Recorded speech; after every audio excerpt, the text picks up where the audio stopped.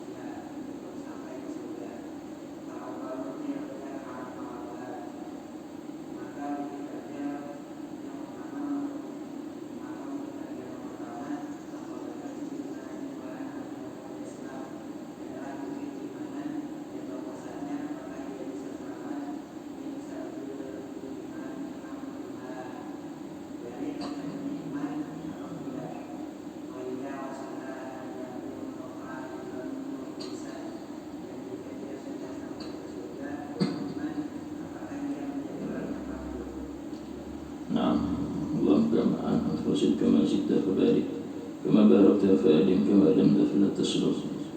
الحمد لله. اللهم صل وسلم على سيدنا محمد وعلى آله وصحبه أجمعين. قال المصنف الإمام أبي حامد محمد بن محمد الغزالي رضي الله عنه ونفعنا به وبعلومه في الدارين آمين.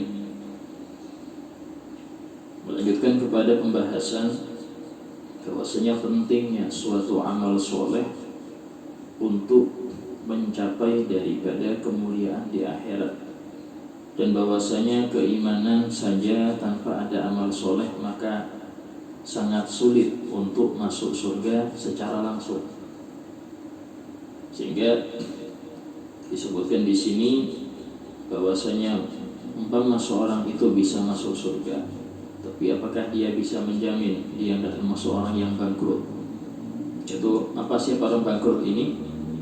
Orang bangkrut yaitu orang yang banyak amal soleh, kan tetapi dia banyak mendolimi orang tinggal di dunia. Ya, ngejek fulan, pernah mukul fulan, pernah ganggu fulan, ngambil uangnya fulan, menggibah fulan, menipu fulan, yang mana belum sempat dia minta maaf atau minta halal. Walaupun banyak amal soleh, nanti di akhirat setiap orang yang pernah dia sakiti tadi, walaupun dia sudah lupa, yang disakiti pun lupa, ya, dia lupa, yang sakiti lupa, maka nanti masing-masing yang dia zalimi akan minta pahala dari orang tersebut jika amal solehnya dia diterima. Jadi amal soleh fulan diterima ini sulit. Toh kalau diterima pun belum selamat dari tuntutan orang-orang yang pernah dia zalimi. Nah, ini yang dimaksud dengan muflis. Sehingga saking banyak yang didolimi ini sampai dia punya pahala habis, yang nuntut masih banyak. Akhirnya apa? Masing-masing yang dituntut, yang menuntut ini, maka memberikan dosanya kepada orang yang dolim tadi, yang kelihatannya ahli surga, kelihatannya karena amal soleh yang banyak dia termasuk ahli surga, tapi berbalik 360 derajat dia menjadi orang yang ahli neraka. Naudzubillah. Walaupun ada iman, dia mampir dulu ke neraka, dia mampir dulu, Allah alam sampai kapan, sehingga kalau sudah bersih, nggak ada lagi dosa, maka dia masuk surga dengan rahmat Allah. Dan ini yang dikhawatirkan. Jadi orang soleh tapi muflis. Dan itulah mengapa para ulama mengatakan, jika engkau ingin berbuat dosa, istilahnya wis kebelet maksiat pada Allah, jangan kepada orang. Maksudnya apa? Mending kalau kepada Allah itu Allah Maha Pengampun. Tapi kalau kepada manusia, mereka perhitungan. Manusia perhitungan. Ya. Nah, sehingga karena itulah banyak orang-orang soleh jarang mereka ini bergaul untuk ikut kumpul-kumpul, itu jarang. Kalau nggak baik kumpulan itu atau nggak ada nilai ibadah, nggak mau ikut. Kenapa? Khawatir ada hak adami yang dia ambil. Khawatir ada ngomongin orang, ngejek orang, menyakiti hati orang nggak terasa. Ya. Nah, sehingga dia menganggap itu aman, padahal yang disakiti ini meradang dia, tapi dia simpen. Nah, ini nanti nuntut dia.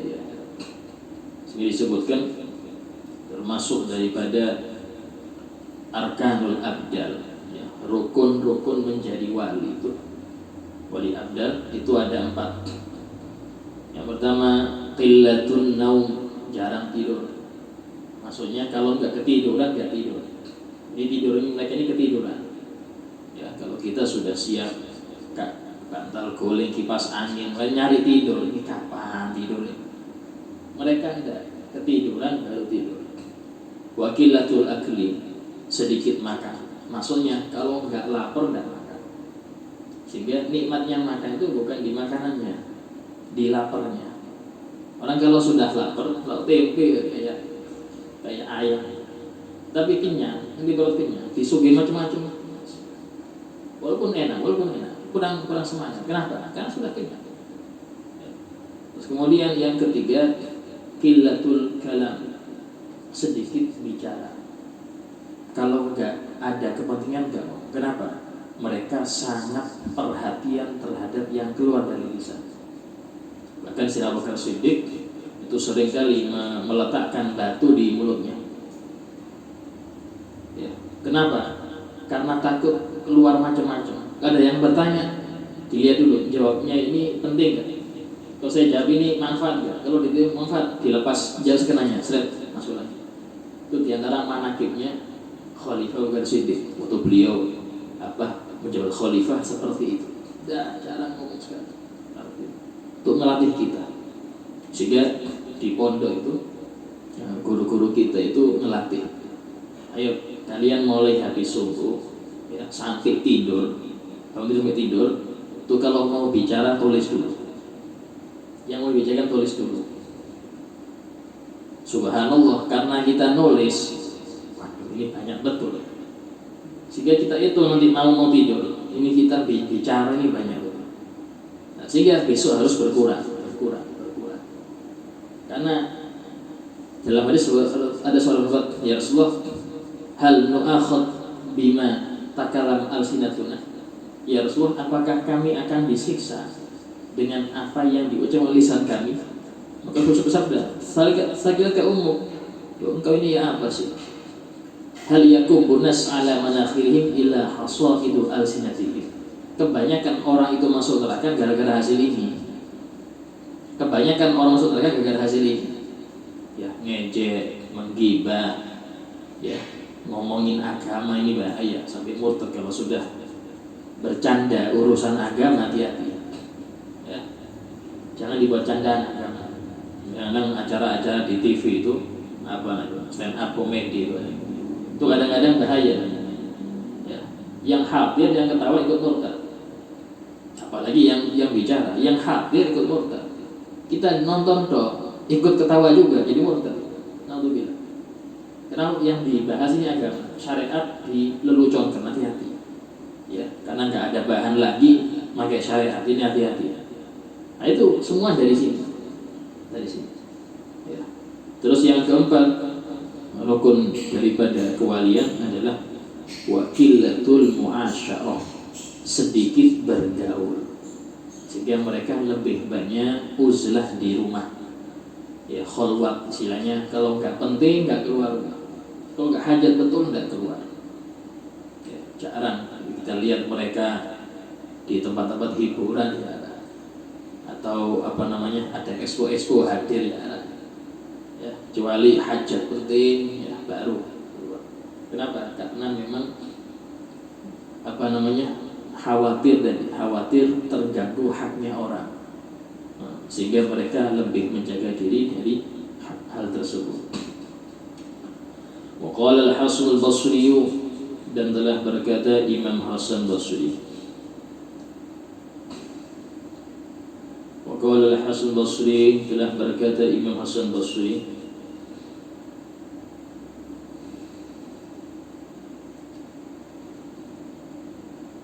Hasan Basri ini termasuk para pembesar tabi'in. Di tabi'in ini adalah orang-orang yang mereka banyak berguru kepada para sahabat, itu tabi'in. Ya, atau orang-orang yang mereka ini di zaman Rasul tapi tidak pernah ketemu Nabi.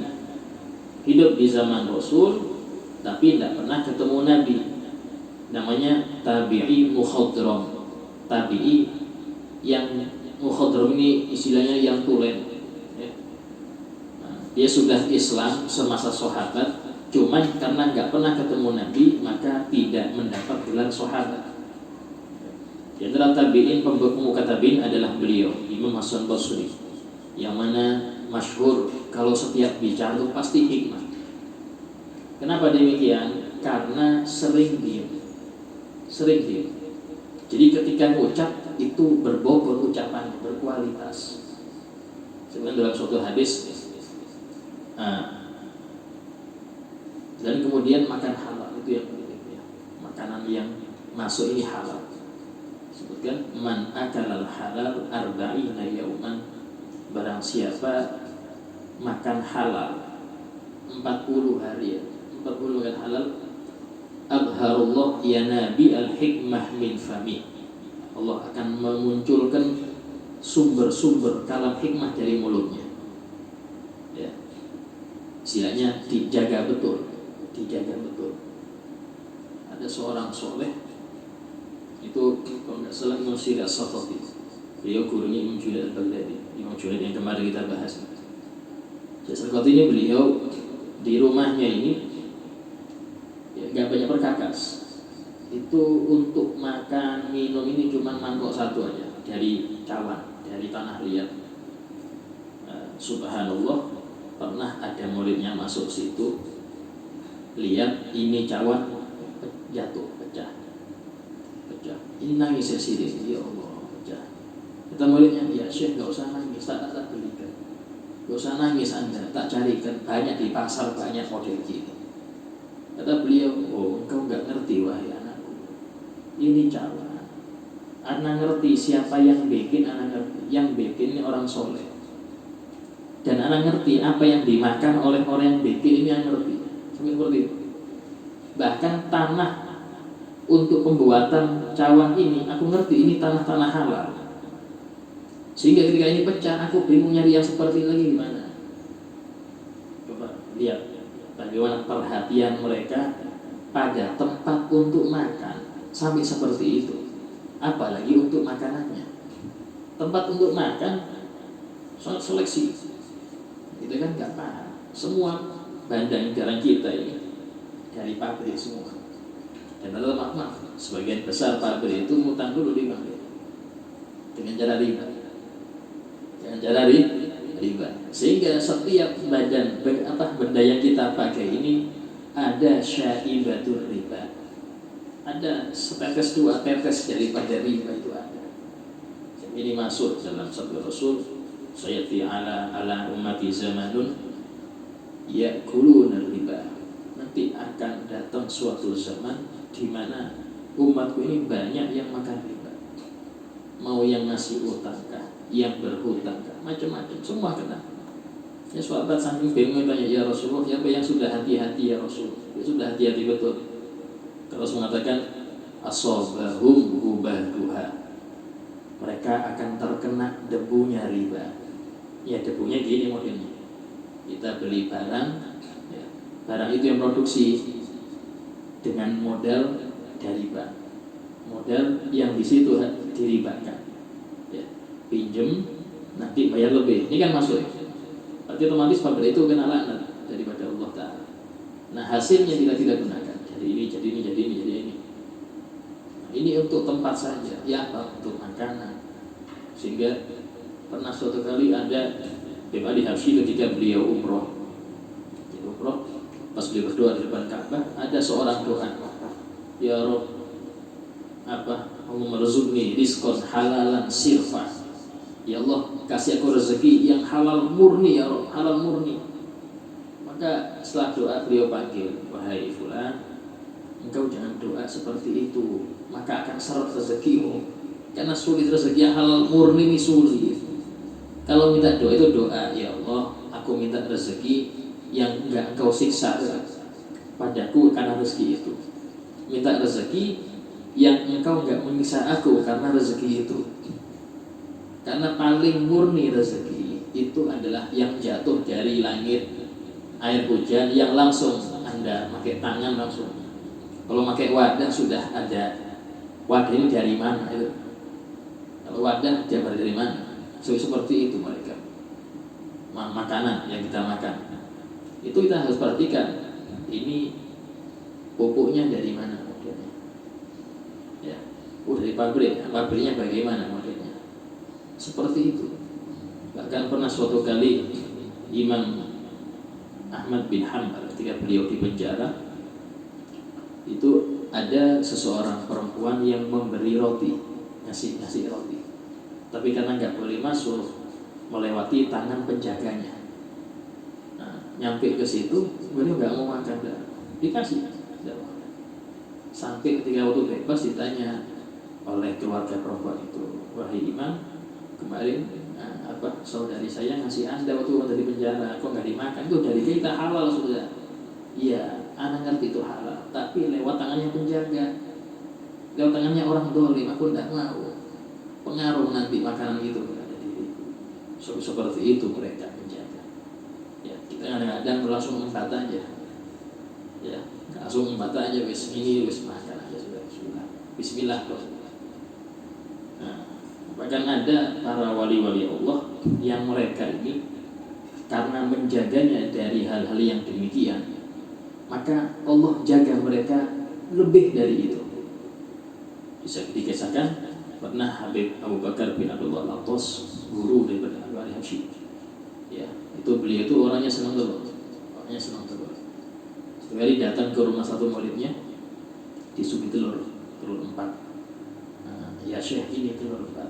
Kata beliau, ini yang 1 halal, yang 3 bukan halal. Bertanya, loh ini semua dari isiku? Enggak wahai anakku, ini aja yang halal, 3 enggak halal. Hanya bingung. Ya sudah, tanya ke istrinya, engkau dari mana ini? Ini dari kandang. Enggak, yang betul. Oh iya, yang 1 dari kandang, 3 tadi ada orang ngasih. Siapa? Ngasih fulan, dikejar fulan. Dari mana kau dapat ini? Saya nemu di jalan. Ini 3 telur nemu di jalan. Nah ini, coba ini keramat jarang kayak gini. Bisa ngerti mana halal mana haram. Kenapa? Karena orang-orang yang sudah menjaga dirinya, semampunya dia jaga diri, maka Allah akan jaga dia yang enggak dia mampu. Kita punya guru Abu Hasan Baharun. Nah, beliau itu kalau diundang kayak tahlilan itu jarang makan. Saat kalau makan sakit perut langsung keluar semua. Ketika ditanya sama anak beliau, kenapa? Iya, karena memang biasa kebanyakan orang itu acara tahlil yang dipakai uang mayit, hukumnya tidak boleh. Tahlilan itu tidak boleh pakai uang ahli waris, uang mayit tidak boleh. Karena itulah mengapa takziah disediakan uang biasanya. Ya, kalau di Jawa biasanya bawa beras, bawa gula, itu untuk acara tahlilan. Dan tidak boleh sedikit pun uangnya mayit dipakai untuk acara, tidak boleh. Karena itu sudah bukan haknya dia. Nah, sebagian besar orang muslim tidak ngerti ini, sehingga mereka yang penting bikin acara. Nah, itu hukumnya nggak boleh, sehingga makannya haram. Jadi, nah, kalau ngerti enak. Nah, sehingga beliau lebih hati-hati menjaga. Ya. Dan dalam hukum fikih memang untuk harta mayit ini tidak boleh digunakan untuk acara. Harta mayit ini diambil yang pertama untuk hak Allah. Sehingga dia punya nggak utang zakat, sudah wajib zakat belum bayar, wadah ambil dari uang ini. Dia dulu di masa hidup mampu haji, tapi belum haji, nggak pernah daftar wala apa, ambil uang untuk ibadah. Itu hak Allah. Lalu kemudian yang kedua, hak manusia. Ada nggak utang-utangnya? Keluarkan semua. Dia pernah minjem barang di rumah, ayo balikan barang-barangnya. Jangan sampai dikira itu barang warisan, padahal ini punya orang. Nah, terus yang ketiga wasiat. Dia pernah gak berwasiat kepada seseorang atau mewasiatkan barangnya untuk diberikan kepada pondok atau apa. Kalau ada, ini wajib disampaikan selama nggak sampai lebih dari sepertiga harta mayit seluruh. Yang keempat, baru biaya pemakaman, mulai memandikan, mengkafani, ya, ambulannya, semuanya itu diambil dari harta mayit. Selesai 4 ini beres, baru warisan. Adapun kayak tahlil, sukuan ketika orang takziah, tidak boleh diambil dari situ. Ya, tidak boleh dari situ. Kenapa? Karena mayit sudah tidak punya hak lagi akan hartanya. Nah, ketika dipakai itu, nah ini yang bermasalah bagi yang makan. Itulah, ya, sehingga penting dalam mengetahui ini penting. Jadi mereka ini terjaga dari maksiat sampai seperti itu. Bahkan disebutkan ada sebagian orang soleh, beliau itu tahu ini makanan halal apa enggak. Itu kalau dia ambil bulunya ini gerak. Kok bulunya gerak? Oh, berarti nggak beres itu. Ya. Jadi bulunya gerak, istilahnya ngasih sinyal, ada model sinarnya. Masya Allah. Ini orang-orang yang memang mereka ini karena menjaga diri dari yang haram, maka Allah jaga lebih dari itu. Allah jaga lebih dari itu. Qala Hasan al-Basri, yaqulullahu ta'ala li ibadihi yaumil qiyamah. Nanti Allah akan berfirman, yaqulullahu ta'ala, nanti Allah akan berfirman di ibadihi kepada hamba-hambanya,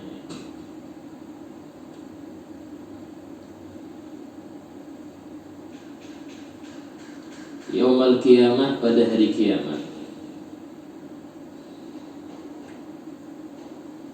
Di kalam Allah ini qadim, ya.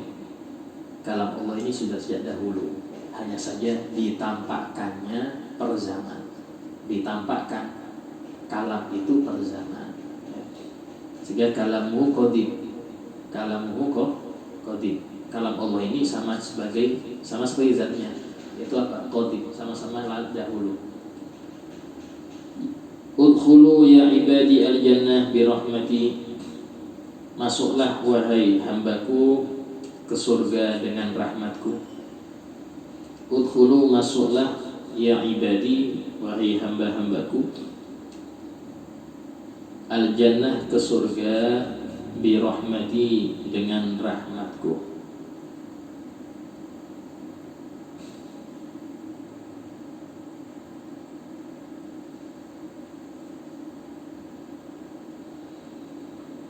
Waqtasimuha,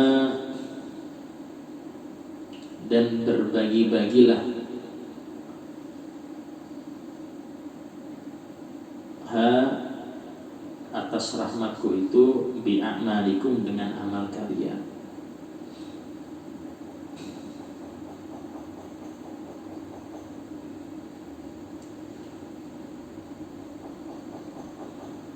Maksudnya di sini, rahmat Allah ini diraih dengan amal. Ya, rahmat Allah diraih dengan amal. Bahkan derajat di surga itu tergantung dari amal. Disebutkan dalam suatu hadis bahwasanya ada sesuatu, Rasulullah bersabda, Iqra warqa warattil, bacalah dan naiklah, warattil, dan tartillah dalam membaca. Fa inna manzilataka fil jannah, sesungguhnya kedudukanmu di surga nanti, inda akhiri ayatin takruha, ketika di akhir ayat yang pernah engkau baca di dunia. Maksudnya apa? Derajat di surga itu bisa pengaruh dengan ayat yang kita baca di dalam Al-Quran. Umpama hatam berapa kali Anda di dunia, itu berapa ribu ayat itu. Semakin banyak ayat yang Anda baca, semakin tinggi derajat di surga. Ya, jadi berarti apa? Amal soleh juga pengaruh di dalam tingkatan daripada penduduk surga. Sama juga ketika orang banyak amal, maka dia bisa nyampe ke makom sholihin, atau makom siddiqin yang juga dalam Al-Quran. Allah berfirman,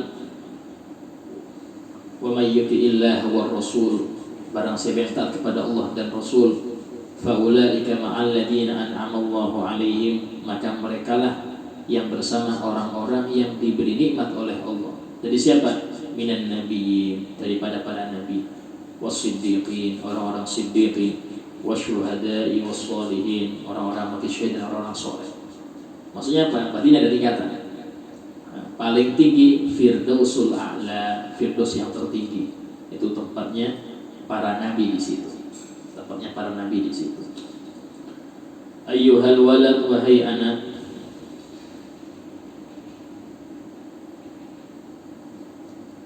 Ayyuhal walad, wahai anak. Ma lam ta'mal, selama engkau tidak beramal soleh,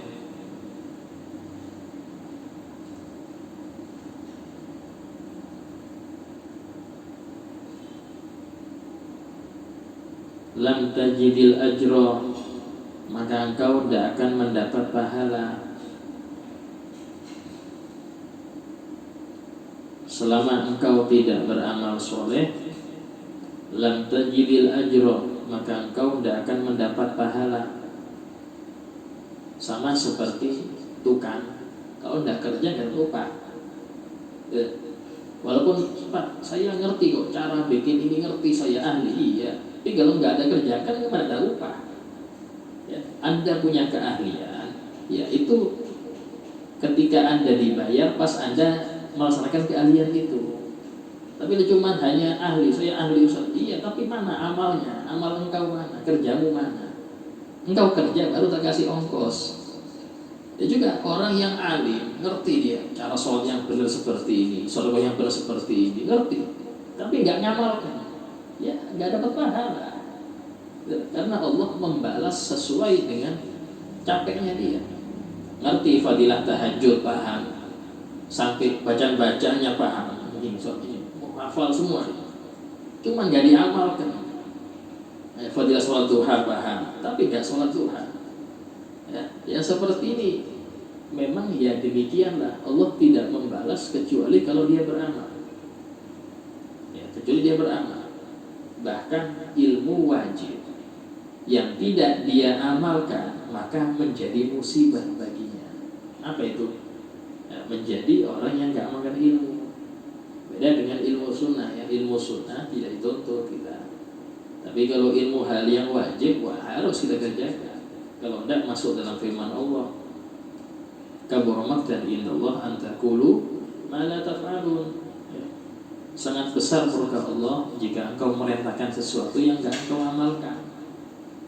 Bahkan dalam surah disebutkan wa alimun bi ilmihi lam ya'malan mu'addabun min qabli ubadil wasan. Orang alim, orang yang ngerti urusan agama, walaupun cuma satu bab, dia ngerti wudu, dia ngerti sholat yang benar, dia mengerti wajibnya berbakti pada orang tua, dia mengerti wajibnya nutup aurat, ngerti dia. Tapi nggak ngamalkan itu. Dia ngerti tapi nggak ngamalkan. Maka mu'adzabun min qabli ummatil wasan. Dia akan disiksa sebelum para penyembah berhala. Sebelum penyembah berhala disiksa, dia disiksa duluan. Masya Allah. Sehingga dalam hadis disebutkan, mereka komplain, ya Rabb, ayubda'u bina qabla abdul awsan. Ya Rabb, apakah kami dulu ya Rabb yang siksa sebelum penyembah berhala? Ini kan penyembah berhala lebih parah ya Rabb. Kami ngerti, ya, kata Allah Ta'ala, laisa man ya'lam kaman lam ya'lam. Beda yang ngerti sama yang ngerti. Yang ngerti dulu, yang ngerti dulu yang kena hukum. Di pondok itu, di pondok. Kalau ada santri baru ya, dia melanggar nggak dihukum. Tapi santri lama melanggar dihukum. Kenapa? Sudah ngerti aturan kok masih aja dilanggar. Anak baru ya wajar, tidak paham. Anak baru tidak paham, ya dihukum nggak paham peraturan. Ya. Tapi yang paham sudah lama di pondok masih melanggar, hukumnya berat karena ngerti ya. ngerti hukum. Itu juga orang yang ngerti hukum masih melanggar berat. Ya. Kalau yang jahil nggak ngerti, maka yang sebenarnya itu dihukum, cuma dia nggak terlalu seberat orang yang ngerti. Nah, Ruqyah dikisahkan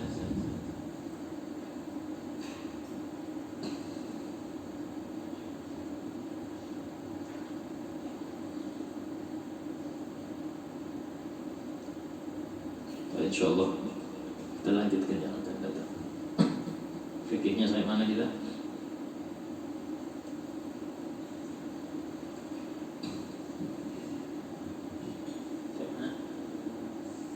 Masalah najis, air najis sudah selesai, belum dibahas. Oh iya, jadi istilahnya, oh iya. Jadi air mutanajis, kita masih dalam pembagian air. Kemarin kita bahas air itu ada 3 dalam sisi boleh tidaknya dipakai wudhu. Ya, ada air suci mensucikan, ada air suci tapi tidak bisa dipakai bersuci. Ya, itu ada 2, ada mustakmal. Apa mustakmal? Apa itu mustakmal? Nah, air bekas basuhan wajib.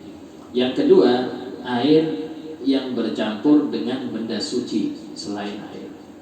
Nah, maka ini hukumnya suci tapi tidak bisa dipakai bersuci. Kemudian yang ketiga, air mutanajis. Ya. Apa najis? Air yang terkena najis itu bagi 2. Ada kalanya kurang 2 kula, ada kalanya 2 kula atau lebih. Kalau dia kurang dari 2 kula, maka jika terkena najis yakinan, yakin, kelihatan ada najis jatuh, kelihatan, maka hukumnya nahkum binajasati, kita hukumi langsung najis, walaupun tidak ada perubahan dalam sifatnya. Aromanya tetap nggak ada aroma, warnanya tetap jernih, rasanya juga tetap tawar, walaupun ada najisnya, tetap hukumnya najis. Kenapa air sedikit? Ya. Nah, kalau air banyak Ustaz, dia 2 kula atau lebih. Kalau dia 2 kula atau lebih, maka dihukumi najis jika berubah salah satu sifatnya disebabkan najis. Ya. Berubah salah sifatnya disebabkan najis. Contoh, warnanya berubah. Karena najis warnanya berubah, jadi nggak jernih lagi. Atau aromanya air ini berubah, kemasukan bangkai kucing. Ya, airnya 1 sumur Ustaz, kemasukan bangkai kucing, bau jadinya, ya sudah najis. Ya. Atau rasanya cicipin asin-asin gini, ya sudah hukumnya najis jelas. Rasa itu paling kuat, kalau sudah rasa ini paling kuat sudah. Ya. Nah, ini hukumnya mutanajis. Nah, pertanyaannya, bisa apa tidak air yang kena najis ini disucikan? Hukumnya bisa. Bisa. Ya, jawabannya bisa disucikan. Kalau itu air sedikit Ustaz, sedikit bisa dengan cara campur dia dengan air yang 2 kula. Contoh, ada bak besar, ya, kepesan air kencing. Waduh, ini kalau dibuang eman ini. Cari tandon ini kan ada 200 liter ya, atau 300 liter, taruh situ, ya. Baru bak tadi itu dicuci bagian dalamnya, dicuci dulu, ambil lagi air yang tadi, bismillah, sudah suci lagi, ya, hukumnya suci lagi. Nah, kalau air yang 2 kula atau lebih Ustaz, nah, kalau 2 kula lebih itu ada berapa cara. Yang pertama, ditambahi. Dia sudah 2 kula, kena bangkai, ada aromanya, tambahi sampai hilang sifatnya. Ditambahi sampai nggak ada lagi aroma, suci sudah. Nah, atau dikurangi. Tapi dikurangi ini jangan sampai kurang dari 2 kula. Umpama dia ada 4 kula atau 5 kula, kita kurangin airnya sampai ketika sifatnya hilang, sifat najis hilang, dia masih 2 kula. Dari 2 kula atau lebih, hukumnya tetap suci.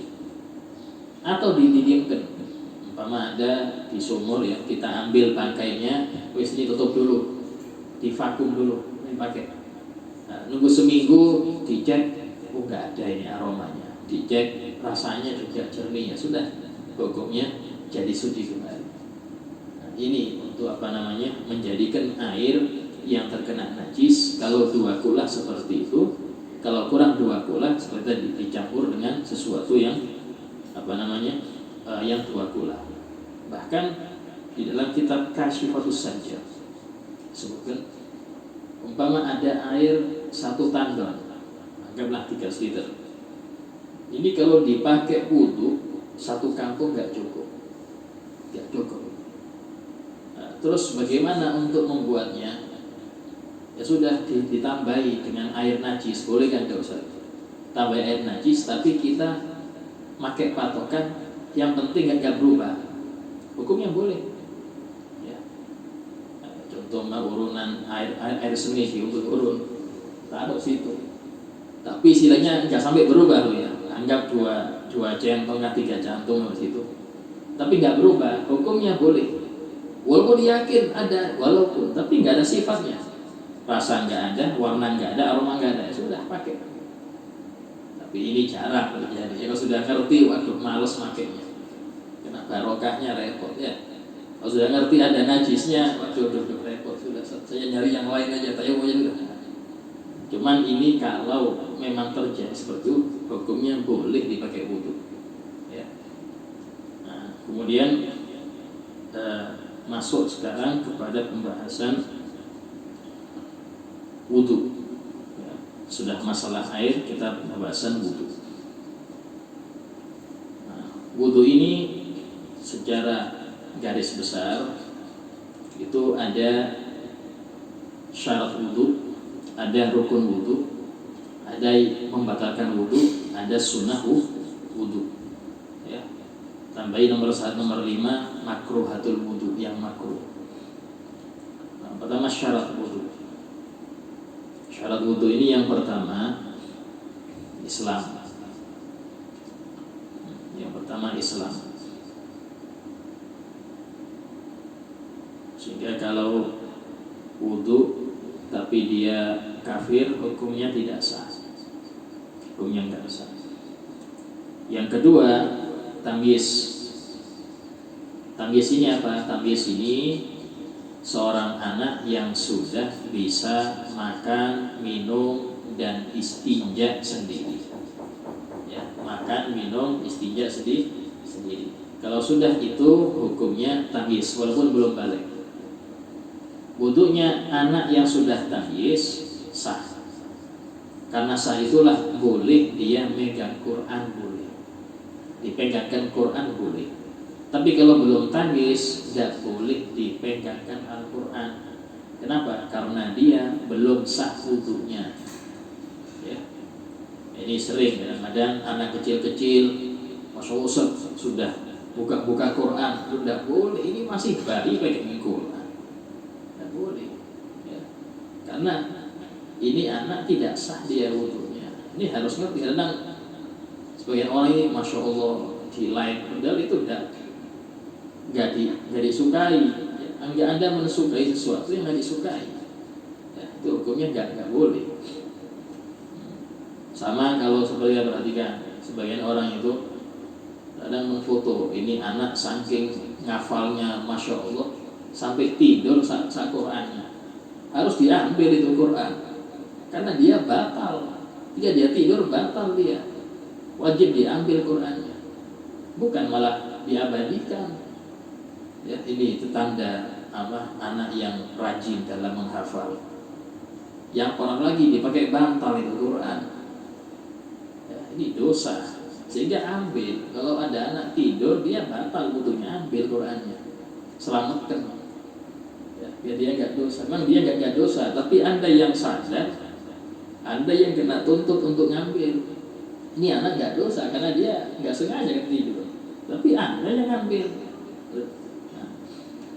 Kemudian yang ketiga, suci dari haid dan nifas. Ya, perempuan yang sedang haid atau nifas tidak boleh wudu untuk ibadah, nggak boleh. Ya, wudu untuk ibadah tidak boleh. Terus kemudian yang keempat, ya, Syarat yang keempat adalah tidak ada di area wudu, di anggota wudu, tidak ada di anggota wudu sesuatu yang mencegah masuknya air.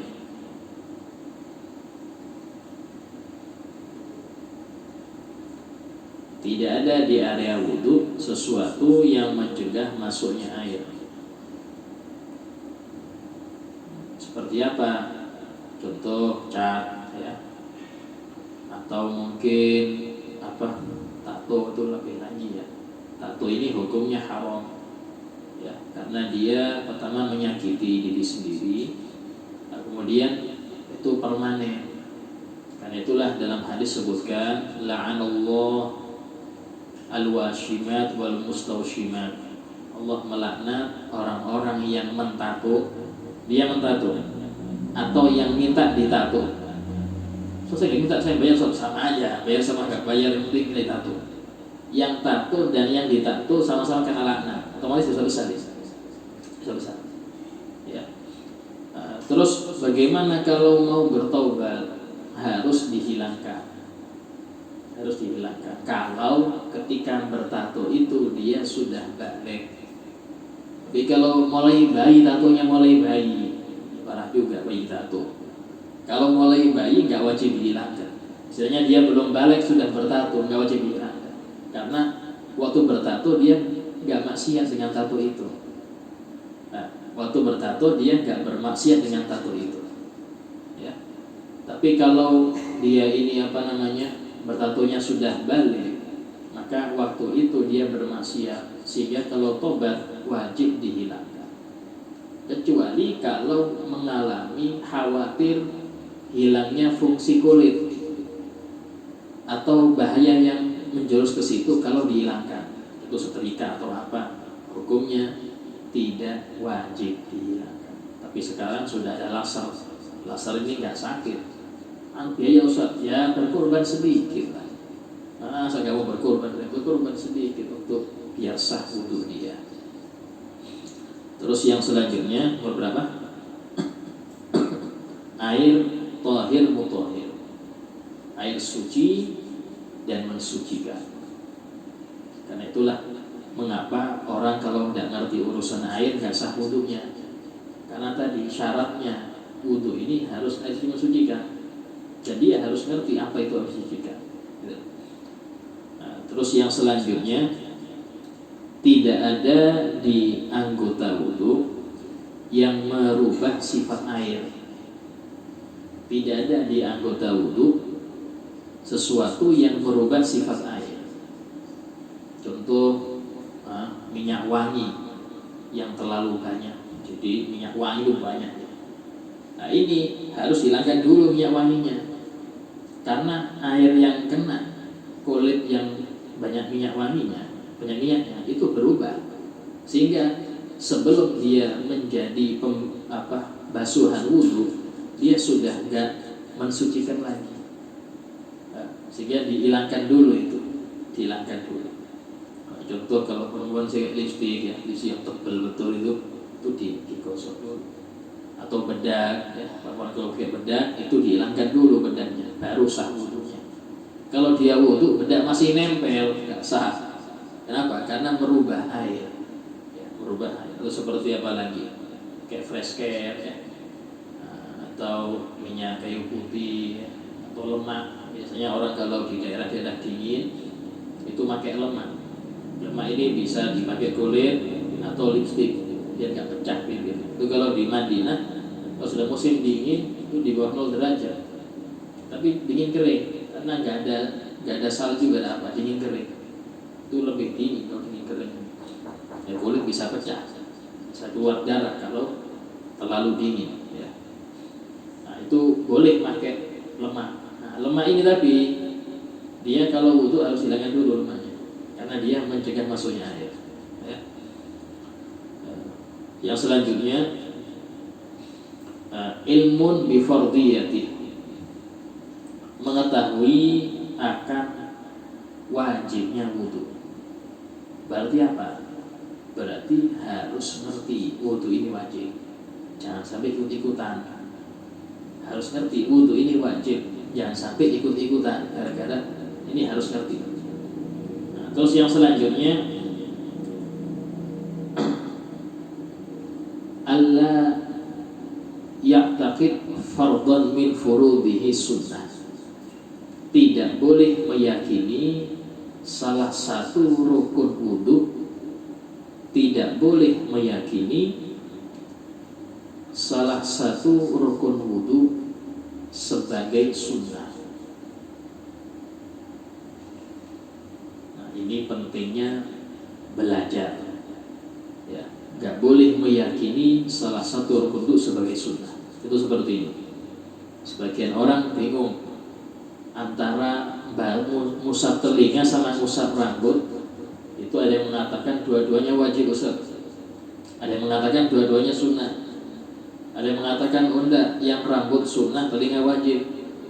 Ada yang dibalik, rambut wajib, telinga sunnah. Nah, yang seperti ini harus ngerti. Jadi kalau meyakini ngusap rambut itu sunnah, rambut hukumnya rukun, wajib, tapi dianggap sunnah. Walaupun dia setiap wudu ngusap rambut, wajib dia ngulangin sholat selama dia meyakini wudu itu masuk rambut itu sunnah. Maksud saya dari dulu saya meyakini ini sunnah. Jadi mulai Anda balik sampai sekarang wajib diulang sholat sunnah. Karena wudunya nggak sah. Wudu nggak sah berarti sholat nggak sah. Apalagi yang meyakini niat di hati sunnah ini, yang wajib itu yang di lisan Ustaz. Nawaitul wudu itu yang wajib. Di hati itu sunnah saja. Ya, seperti ini wajib ngulang. Ya. Sehingga usahakan kita ngerti mana rukun, mana wajib. Kalau kayak gini, Ustaz, saya ini meyakini semua yang diwudu mulai kumur, basuh tangan, nyirum air itu semua wajib semua Ustaz. Ini selama kayak gini tidak apa-apa. Istilahnya tidak apa-apa, ini ya wudu Anda tetap sah. Karena Anda meyakini semuanya wajib. Kadang orang tua kan, ayo wudu, kumur, jangan lupa menghirup air ya, baca bismillah ya, pakai siwak ya, digosok ya, sampai ini ya. Itu dari orang tuanya, bagus, ini dilihat bagus. Cuman harus nanti di masa yang selanjutnya ada fase dia dijelaskan. Nah, yang wajib itu ini aja, yang sunnah itu ini, biar ngerti. Sebab kalau yang seperti itu pas bermasyarakat repot, dia gampang nyalahkan orang. Ini nggak sah, apa nggak umur Ustaz? Orang tua saya bilang ke umur ini harus. Ya beda. Orang tua mungkin bilang harus karena memang kalau nggak gitu nggak umur dia. Karena nggak ngerti sunnah. Anak kecil nggak ngerti sunnah. Ayo, contoh gitu, anak kita makan. Ayo, harus baca bismillah. Harus ini di isinya anak langsung wajib ini. Ayo, kalau makan harus tangan kanan ya, harus ya. Nggak boleh yang gini. Berarti haram ini. Tangan kanan. Makanya anak kecil itu hati-hati betul dengan sunnah. Dan itu bagus memang. Cuman ketika mereka sudah agak besar, dijelaskan, oh ini sunnah, ini wajib. Biar dia nggak gampang kerusak-kerusuk nyalahkan orang. Ini gara-gara wudu nggak pakai kumur batal. Ya. Wudu nggak pakai nawaitu, langsung wudu nggak pakai nawaitu. Ini nggak sah wudu. Padahal nawaitu sunnah, yang wajib di hati di tiga muka. Ya. Nah, ya didengarkan ya, dengarkan ya. Nah, istilahnya guru sudah tadi. Hukumnya yang demikian tidak apa-apa untuk dia, tidak masalah. Tapi ketika bermasyarakat ini repot. Nah, ada kali yang ketiga, ini orang saya ngertinya itu di wudu ini ada wajib, ada sunnah.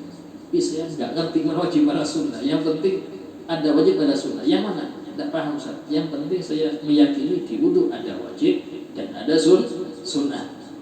Yang demikian ini hilang.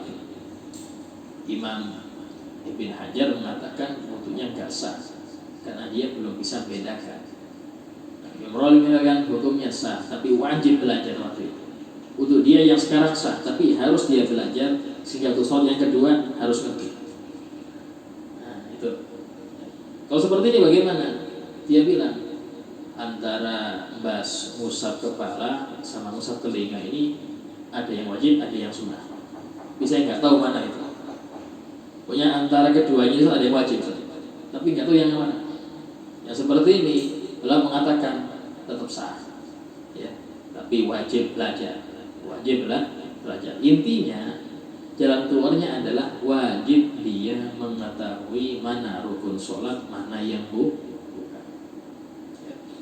Syarat yang selanjutnya tahakkukul muqtadi.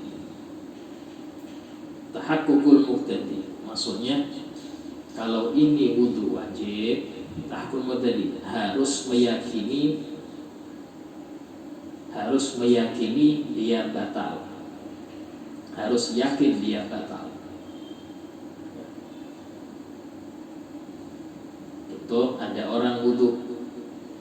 Misalnya ini kalau mau sholat isya, ya, dia bisa sholat maghrib, hadir pengajian atau ngapain, ada isya, ini ragu saya, batal apa enggak dia?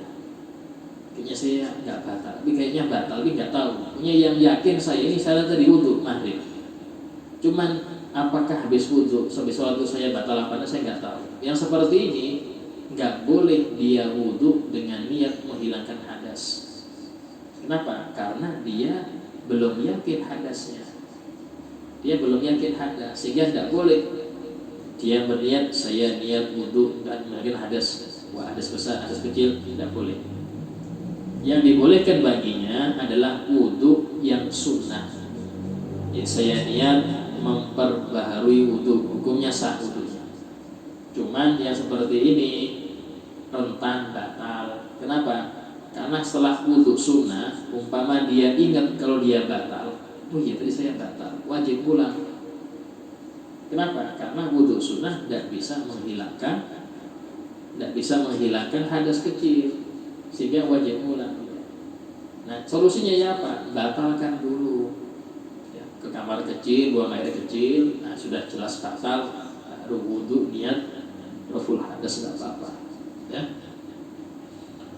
Kemudian yang selanjutnya nomor berapa? Nomor 10 ada musharif, yaitu tidak niat membatalkan wudu di tengah-tengah wudu. Ya, tidak niat membatalkan wudu di tengah-tengah wudu. Kalau niat membatalkan langsung batal, wajib ulang dari awal. Kalau dia niat membatalkan, hukumnya langsung batal. Ya. Sehingga kalau dalam kitab yang lain, dawamun niyah, niat wudunya berkelanjutan sampai akhir. Istilahnya beda lafaz tapi maknanya sama. Nah, sudah selesai kita dalam masalah syarat itu. Ada tambahan lagi satu. Berapa? 11. Masuknya waktu bagi daimul hadas. Masuknya waktu bagi yang terus-menerus berhadas.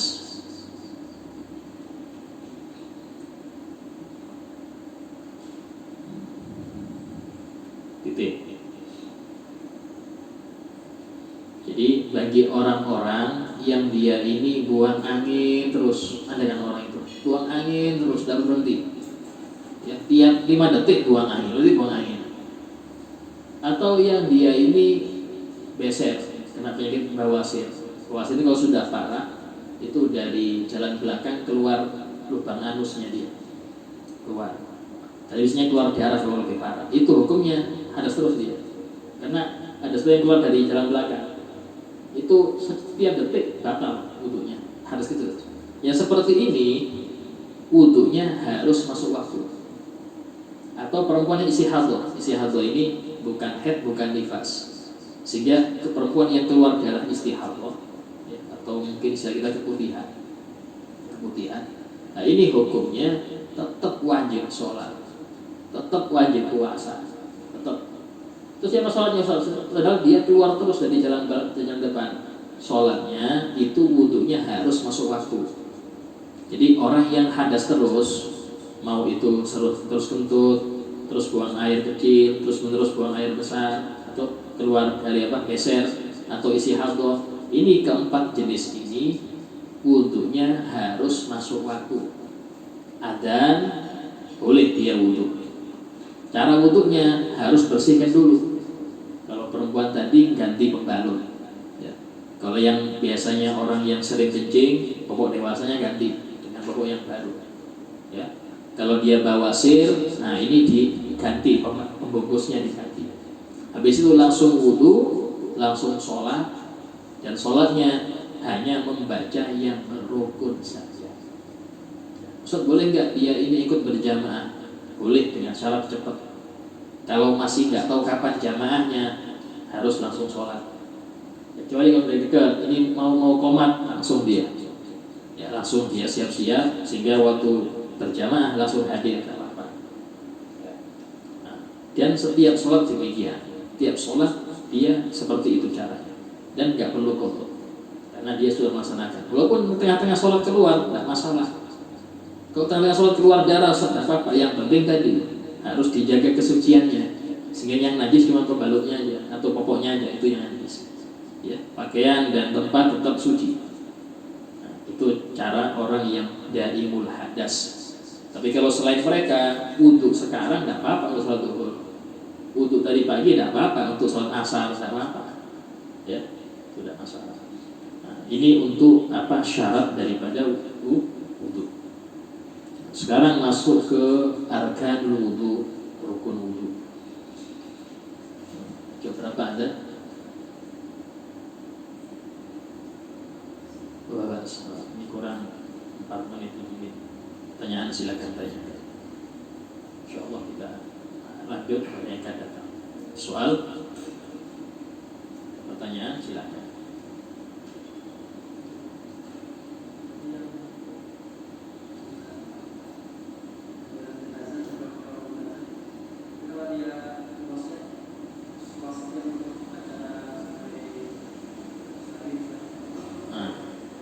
Berarti itu masuk wasiat, tidak masalah. Jadi yang bilang wasiat ini dikeluarkan tidak apa-apa, ya tidak masalah untuk wasiat, tidak apa-apa. Yang nggak boleh ini belum ada wasiat, uang mayat digunakan untuk itu. Nah, ini yang nggak boleh. Ya. Nah, pertanyaan lain?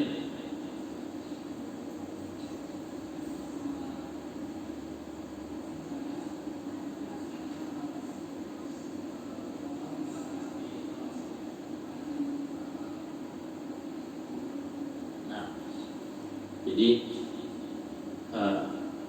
segala kebaikan dan keburukan itu semua dari Allah. Cuman secara adab, akhlak kita tidak menisbahkan keburukan kepada Allah. Walaupun kita meyakini arti qadar adalah khairihi wa syarrih. Beriman semua yang di dunia Tuhan Allah, mau yang buruk maupun yang baik. Dan itu harus Anda bawa ini sampai menghadap kepada Allah. Sebagian orang pakai akal ya, udah kan tidak mungkin Ustaz Allah berkehendak yang buruk. Berarti yang baik saja Ustaz. Kalau seperti itu berarti Allah nggak berkuasa dong di kerajaannya. Tahu-tahu ada yang apa? Yang membelot tanpa Allah ketahui. Allah kehendaki, tidak mungkin. Kufurnya orang kafir di dunia ini sudah Allah kehendaki. Karena memang jauh sebelum itu Allah sudah menciptakan ini surga, ini neraka. Masing-masing sudah ada anggotanya. Karena tapi dituntut Allah, dan itu yang membuat kita ini semangat mengejar surga. Ya, kita semua mengejar surga. Karena kita nggak tahu yang mana kita ini masuknya. Nah, sehingga apa? Ciri-ciri orang ahli surga itu yang dia beramal untuk ahli surga, untuk ke surga. Walaupun tidak 100%. Ya, tapi itu 99%. 1% aja orang amal surga tapi nanti naudzubillah ke neraka, itu persen aja itu. Tapi jangan sampai kita, jangan sampai jadi kita itu naudzubillah. Jadi kita orang kalau dia ini banyak beramal amal neraka ya, ciri-ciri naudzubillah ahli neraka. Kalau seperti itu, mari engkau Anda ada ikhtiar, laksanakan kebaikan. Jangan pasrah, terserah mau maksud mau gini, itu Allah yang ngatur, ini repot. Anda punya ikhtiar kok. Orang gila tidak ikhtiar, itulah orang gila aman. Nah, sehingga orang gila ini rata-rata ahli surga. Karena kita sepelekan orang gila ini kasihan, oh enggak, kita yang kasihan. Ini ahli surga ini. Dia nggak ada dosa sama sekali, walaupun telanjang nggak ada dosa. Kita ini yang bermasalah. Kalau nggak benar-benar ngamalkan syariat, kita yang bermasalah. Sehingga itu adalah masalah kebaikan keburukan itu semua dari Allah Subhanahu wa taala. Insyaallah kita lanjutkan pembahasan kitab Ayyuhal Walad dan Fiqh pada yang akan datang. Qadil habibina syafi'il muslimin. Al-Fatihah. Bismillahirrahmanirrahim. Iyyaka na'budu wa iyyaka nasta'in. Shiratal ladzina an'amta 'alaihim. Bismillahirrahmanirrahim. Alhamdulillahirabbil alamin. Allahumma shalli wa sallim ala sayyidina Muhammadin wa ala alihi wa sahbihi ajma'in. Rabbana anfa'na bima 'allamtana, rabbi 'allimna alladhi yanfa'una, rabbi faqihna faqih ahlana qarabatin lana fi dinina, rabbi waffiqna fihum lima tartadi qawlan fi'lan karama. ورزقنا كل حلالا دائما واخيرا انقيا ولما نهضى بالخير وكن كل شر ربنا واصلح لنا كل شؤون قر بالرضا منك العيون وقض عنا ربنا كل الديون قبل ان تاتينا رسل مدن ربنا آتنا في الدنيا حسنه وفي الاخره حسنه وقنا عذاب النار وصلى الله على سيدنا محمد وعلى اله وصحبه الحمد لله رب العالمين. السلام عليكم ورحمه الله وبركاته.